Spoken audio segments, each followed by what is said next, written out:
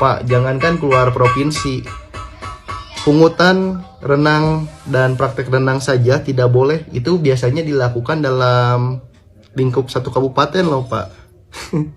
Jadi ini gimana? Selamat sore. Masih dalam pro dan kontranya kebijakan Bapak Deddy Mulyadi selaku Gubernur Jawa Barat terkait pelarangan study tour bagi sekolah yang ada di Jawa Barat.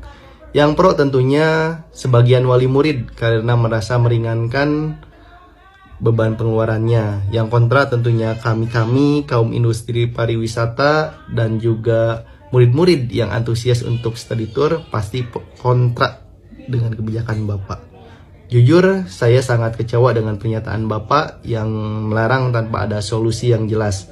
Kalau mau piknik ya piknik saja tanpa ada email-email akademis dan nama sekolah. Pak, setiap sekolah SMA pasti mengirim surat dan dapat izin dari KCD, tidak serta-merta sekolah langsung berangkat begitu saja. Kalaupun itu dibatalkan secara sepihak, uang yang masuk tidak bisa kembali 100% dan itu dikategorikan darurat. Ya mau gak mau mesti berangkat. Dan mirisnya, kepala sekolah langsung dicopot dari jabatannya pasca Bapak dilantik dengan dalih tidak boleh study tour keluar provinsi. Pak, jangankan keluar provinsi, pungutan renang dan praktek renang saja tidak boleh. Itu biasanya dilakukan dalam lingkup satu kabupaten loh, Pak. Jadi ini gimana? Kan pagi hari ini biasalah saya berjalan dan saya mengucapkan terima kasih ya pada para pihak yang mengkritik saya terhadap kebijakan yang dilakukan, dan itu bagian dari demokrasi. Saya juga mengucapkan terima kasih pada salah seorang penyelenggara travel yang secara terbuka mengkritik saya karena dianggap mematikan usaha mereka. Saya tegaskan di sini ya, travel itu kan penyelenggara kegiatan perjalanan wisata. Kenapa harus menjadi objeknya anak sekolah? Kalau menjadikan objek anak sekolah, berarti melakukan eksploitasi terhadap proses pendidikan di kita, merubah dari pendidikan yang punya karakter menjadi pendidikan yang komersial. Dan kalau menjadi penyelenggara tour travel, objeknya hanya anak sekolah, nggak usah belajar marketing. Itu cukup bertemu dengan kepala sekolah, kasih diskon yang cukup, jadi deh barang. Meskipun kualitas penyelenggaraannya misalnya buruk dan bisnya mengalami kecelakaan seperti kasus yang terjadi di SMK di Depok di Ciater. Dan kemudian kalau ada yang mengatakan ada yang miskin itu adalah tugas gubernur untuk merubah nasib mereka, saya katakan justru kegiatan yang saya lakukan adalah bagaimana menurunkan angka kemiskinan. Karena apa? Karena orang tua yang penghasilannya pas-pasan dengan mengikuti kegiatan-kegiatan di sekolah yang menghabiskan anggaran sampai 4-5 juta, itu bisa berdampak pada menurunnya angka kualitas hidupnya.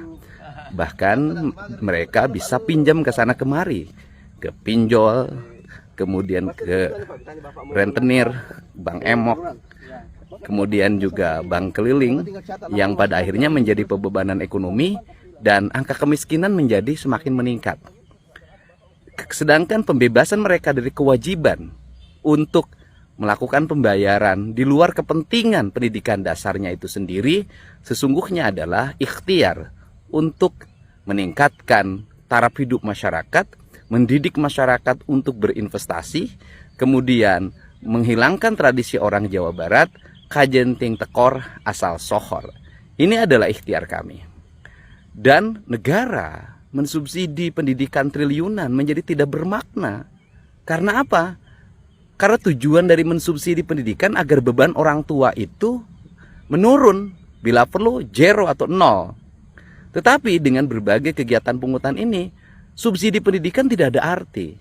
Kalau subsidi pendidikan tidak ada arti, ya lebih baik sekolah bayar saja. Dan kita gunakan uang yang triliunan itu, bahkan puluhan triliun, untuk kepentingan investasi, untuk kepentingan infrastruktur, untuk kepentingan penyelesaian air bersih, untuk kepentingan-kepentingan lainnya yang bermanfaat bagi publik.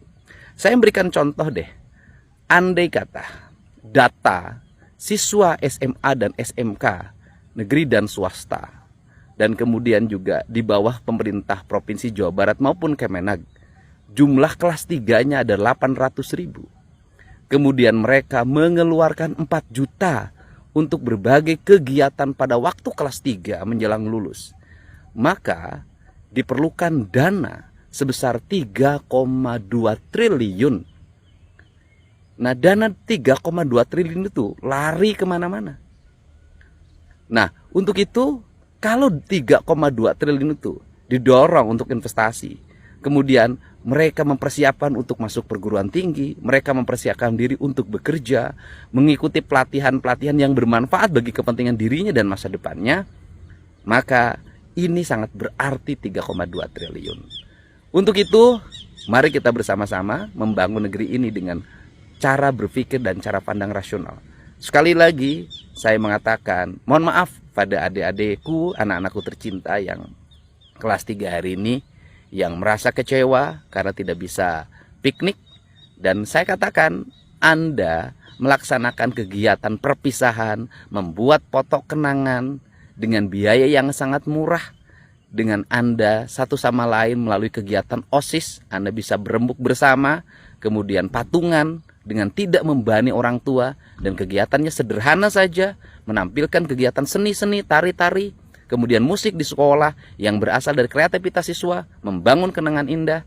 Kami tidak ada larangan. Yang dilarang itu adalah kegiatan-kegiatan yang melibatkan sekolah, mengumpulkan uang, memobilisasi siswa demi kepentingan yang sifatnya hanya sekedar hura-hura.